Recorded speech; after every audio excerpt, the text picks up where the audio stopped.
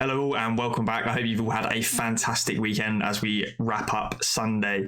A lot of new news today again for the Hedera ecosystem, and I wanted to look a little bit more in detail at the Stader Hbar rewards, as we should be expecting the platform, the liquid staking platform for Hbar, to go live either towards the end of next week or the following week after, very early in that week. I'll also be covering some news regarding Saucerswap as well, as they have released the rewards that people will have from holding the complete collection of the EPOCH NFTs.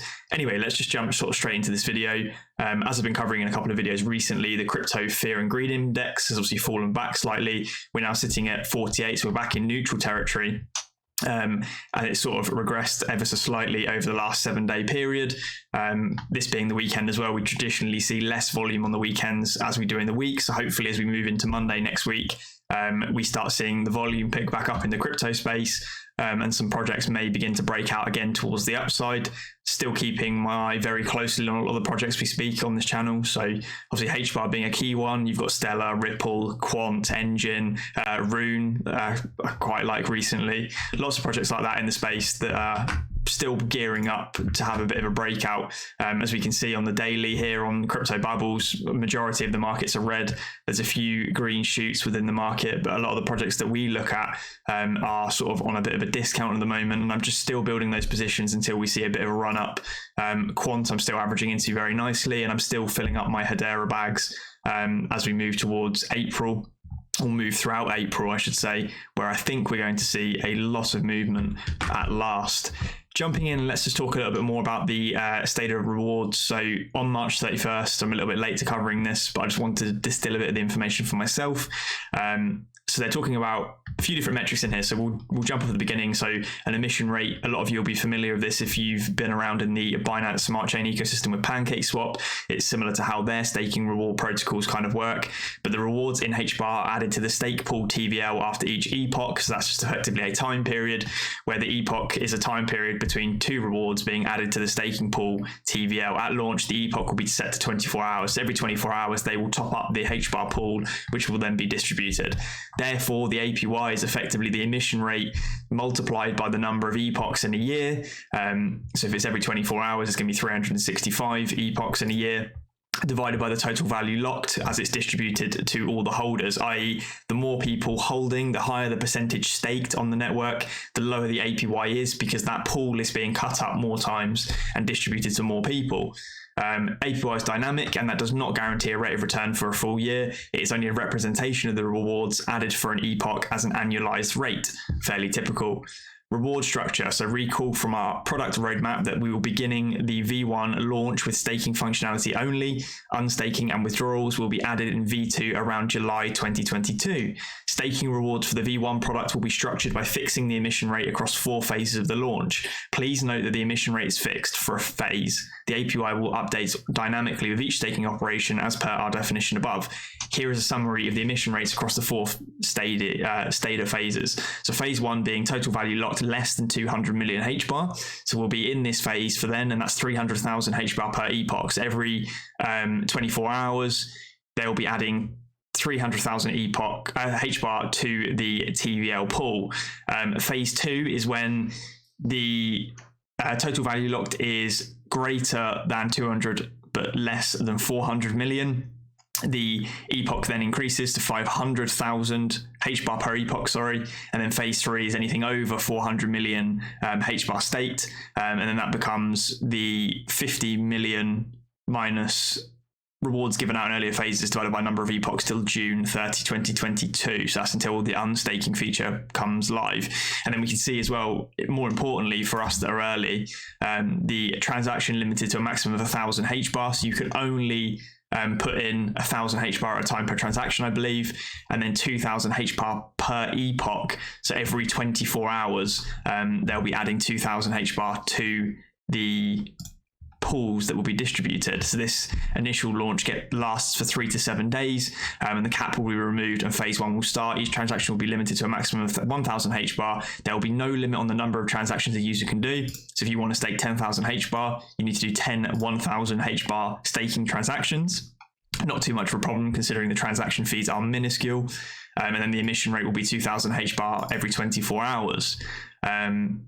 Fees, there are various types of fees that will be incurred for HBAR staking operation. Below is an indicative list for the same. So transaction fee, deposit fee, you've got reward fees. Not really going to cover them too much because they are just incredibly low naturally being on the Hedera ecosystem. And then they obviously talk about the TVL crossing certain thresholds and then moving into different phases. So what's important to note here is that once the project does go live and liquid staking is available, you can only stake 1,000 at a time. Don't worry, I'll be releasing a tutorial immediately as soon as something goes live, showing you guys how to get into the platform, how to stake your HBARs, like I've done before with how to purchase NFTs, for example, on Saucerswap. But I thought I'd just cover with that for you guys. Really looking forward to the launch of that. Moving on to something a bit different, just talking about XRP quickly. I can see XRPL is trending over on Twitter. That is their sort of decentralized kind of exchange they've got going on. It's one of the oldest, I think, and doesn't seem to have a lot of volume. But just talking again, there's a few people mentioning how the price looks like it's gearing up. I think majority of the blue chip crypto projects within the space are all gearing up, especially as we head towards that summer period of 2022, where I think a lot of us are expecting an altcoin season to really take hold. And XRP, along with other projects like XLM and Hbar and other blue chips that we talk about on this channel, will probably pump as well.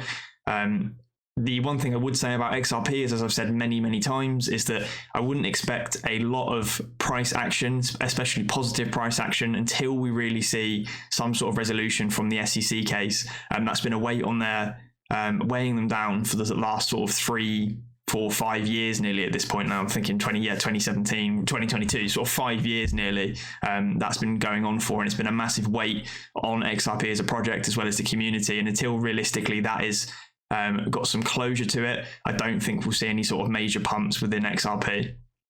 So something to bear in mind and watch out for. Talking about Saucerswap, some really interesting, I guess, math and kind of fanboying over the project in general, but a HBAR versus source supply equivalency comparison. So effectively, if we compare the not only circulating but also the total supply of HBAR and what we expect source to do, this is kind of giving people an idea of potentially what the source could be worth if you've been pulling from the faucet and you have the full set. So we can see here, buying a full set will net you 47,000 source when as part of an airdrop once the platform or DEX goes live. So let's round this up to 50,000 for calculation's sake, and that's quite easy as well to sort of make that assumption. I think a lot of people will have 50,000 if they've got the full collection. If you're drawing source from the faucet every 8 hours and you've got the full collection, I think after so many weeks anyway, you would have made up that 3k to push it to 50k. So anyway, 50,000 is 0.025% of 200 million, source's initial circulating supply. 50,000 is 0.005% of 1 billion, source's total supply. So we can already see the relationship is sort of 1 to 5. 1 million is 0.005% of 20 billion, which is HBAR's current circulating supply. So if based on HBAR's current circulating supply versus source's total supply, 50k source is the supply equivalent of 1 million HBAR. And if we compare it against the initial circulating supply of source and the current circulating supply of HBAR, that is currently 5 million HBAR equivalent of 50k source. So this is obviously the comparative percentage of the total supply one would possess by holding 50k source, and should not be viewed as a price equivalency or price prediction, because it's not. If you took this as price equivalency or price prediction, really roughly 50,000 source here equaling say 1 million HBAR, you're looking somewhere in the region nearly $200,000, which is pretty crazy as part of a drop, and I don't think we'll see anything near that.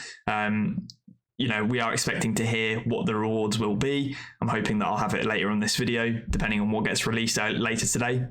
But we can basically see, once you do all the math, source can currently be purchased for as little as $0.04 or 4 cents at the moment. Hedera DeFi and the HTS token ecosystem is still in its infancy.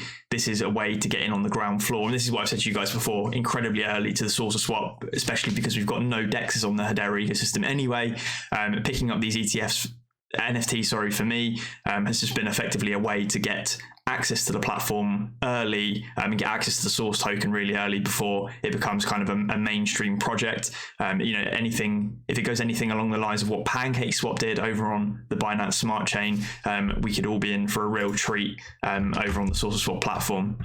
Talking and staying on the theme of Hedera anyway, we can see as well there's another use case here, enterprise use case called SKUX.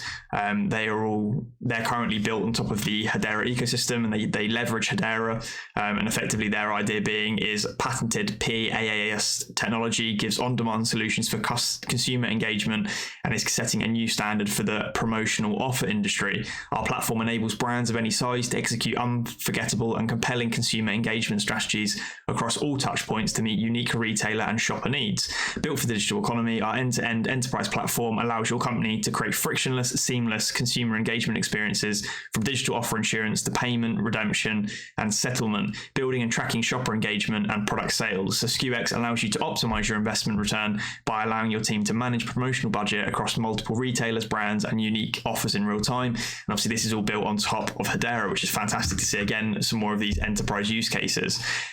Rounding up the sort of video and touching on some last points, interesting thread over here on the Hedera subreddit. I've seen some comments from you guys in the description talking about a lot of FUD accounts over on Twitter. So FUD is at an all-time high right now for Hedera. Even staunch Hbar supporters are now being critical. Lots of them are selling their positions according to Twitter. This guy's obviously saying it's a great buy signal. Do with that what you will. I'm still sort of adding to my position. I'm in this for the sort of long term.